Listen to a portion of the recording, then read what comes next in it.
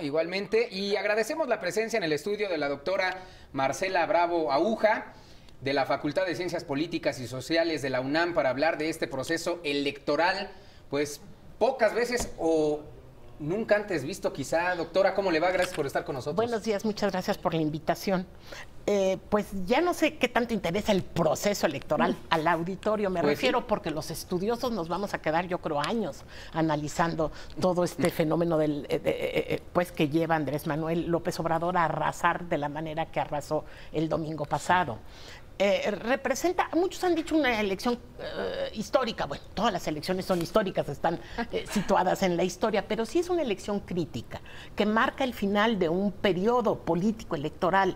Este periodo político electoral, también muchos, yo creo que equivocadamente ven su principio en el año 2000 con la alternancia. No es así, es desde 1988, porque los periodos se calculan por movimientos masivos del voto, transformación del sistema de partidos y implementación de políticas públicas. Las políticas públicas que se empezaron a implementar a mediados de los 80 y que precisamente producen la crisis en el PRI, que acaba conformando el Frente Democrático que encabeza a Cuauhtémoc Cárdenas y este voto masivo a su favor. Los periodos críticos entonces no son de gobiernos de un partido, sino, como les decía yo, de ordenamientos políticos en donde lo fundamental es que se implementan ciertas políticas públicas. En esta elección, que desde luego muy rápidamente se explica por la crisis del PRD, la emergencia masiva de Morena, con una candidatura carismática como la de López Obrador, que en un ambiente totalmente propicio por el descontento finalmente con los resultados de los gobiernos anteriores, y que produce este resultado que estamos viendo y la legitimidad con la que Andrés Manuel parece ser va a llegar a la presidencia, ¿no? Porque es un entusiasmo, doctora, que no habíamos visto. Yo me siento muy joven. Les agradezco al momento sentirme muy joven, porque es este entusiasmo, pero era un entusiasmo de acarreados, ¿de acuerdo? De cuando yo era niña, pero aquí es verdaderamente la gente volcada, la doctora, gente mira, muy esperanzada. Justamente lo dice, todas las elecciones son históricas porque representan un cambio, en algunos casos algún tipo de alternancia posiblemente entre partidos políticos. Esto, bueno, sin duda es histórico, primero porque muchos de los periódicos y de la prensa internacional decía, este es un cambio porque por primera vez se llega a un gobierno de izquierda a la presidencia de México, cosa que muchos decían no había ocurrido antes. Y tal vez podría ser histórico, y también lo digo como pregunta, ¿qué pasa con el PRI de aquí en adelante? Porque hemos visto que no quedó ni en segundo lugar, en algunos lugares ni siquiera tiene tanta representatividad en el Congreso. Si vemos el mapa nacional de gobernaturas, también disminuyó, quedó sí, hasta abajo. Y eso no se había visto antes, nunca en la historia de México. Bueno, en la historia de México reciente. Sí, en el año 2000 muchos creían que el PRI desaparecía, ¿no?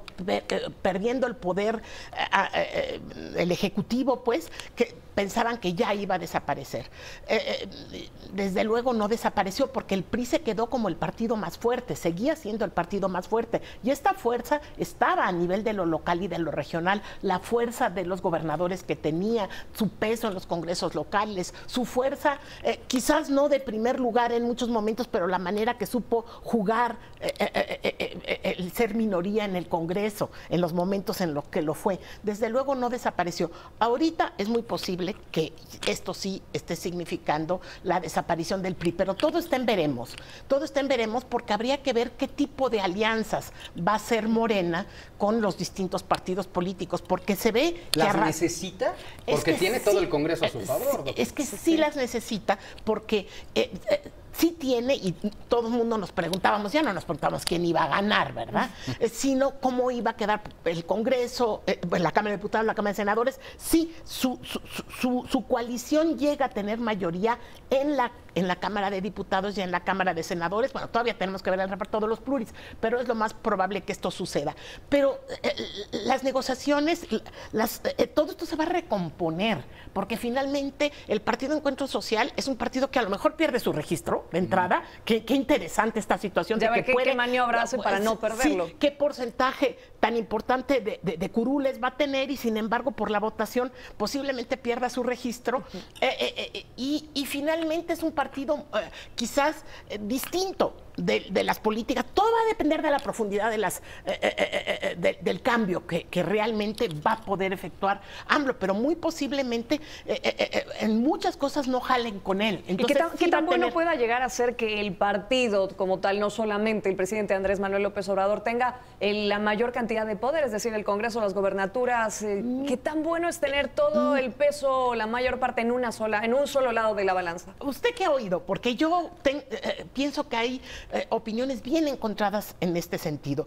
Esto en la teoría se llama los gobiernos unificados o los gobiernos divididos. Los gobiernos unificados tienen la ventaja de poder sacar mucho más adelante sus programas de gobierno, porque tienen la posibilidad de hacerlo, aunque no tengan, por ejemplo, bueno, para cambios constitucionales se requieren 3/4 partes del Congreso y un número importante de aprobaciones de congresos locales, pero bueno, aquí se va a tener la absoluta. Puede tener mucho de bueno. Pero como le decía, quién sabe si jalen juntos. Ahí se va a recomponer, se va a componer quizás por ideologías. Andrés Manuel no llega solo con la izquierda, llega con un grupo, pero esto se puede deshacer, y a lo mejor eso es lo que los politólogos estamos esperando, porque es nuestro objeto de estudio, que se volvió súper interesante. ¿Cómo se van a recomponer estas cosas? Quizás el PRD y Movimiento Ciudadano vuelvan a jalar con Morena para muchas cosas, o quizás el PRI, que es la pregunta que usted me hacía, el PRI juegue bien a ser un partido bisagra y a darle a Morena los votos, quizás no, pero la legitimidad que necesita para ciertos cambios. Sí, y si juega bien su papel de bisagra, pudiera ser que se recomponga, y todo depende, y aquí se lo digo como analista, es algo que no ve la opinión pública, de qué haga Andrés Manuel López Obrador, seguir fortaleciendo a su partido o a lo mejor adueñarse del PRI. Doctora, primero le agradecemos mucho que haya estado con nosotros, y yo quisiera, ya nada más para cerrar esta entrevista, que le enviara un mensaje a la sociedad. ¿Qué actitud debemos tomar ya como mexicanos, hayamos o no votado por Andrés Manuel López Obrador? ¿Hay que creerle todo? ¿Hay que apoyarlo? ¿Hay que resignarse? ¿Qué hay que hacer? ¿Qué actitud hay que tomar? Bueno, hay que aceptar la voz de las mayorías, desde luego hay que aceptarlos, y hay que estar, haya uno votado por esas mayorías o no haya votado por esas mayorías, alertas. Alertas no en el sentido de peligro, ni mucho menos, pero hay que tener una participación activa en la observación, ¿no? Y en la demanda de un gobierno transparente, de un gobierno que ofrezca razones, de un gobierno que esté mucho más cerca de la ciudadanía, que lo hemos estado viendo, de lo que habíamos estado viendo, y que ha producido este descontento. Doctora, le agradecemos mucho que haya estado con nosotros. Muchas gracias. Que esté muy bien. Muchas gracias a ustedes y gracias por la invitación. Muchas gracias. Al contrario, gracias por venir.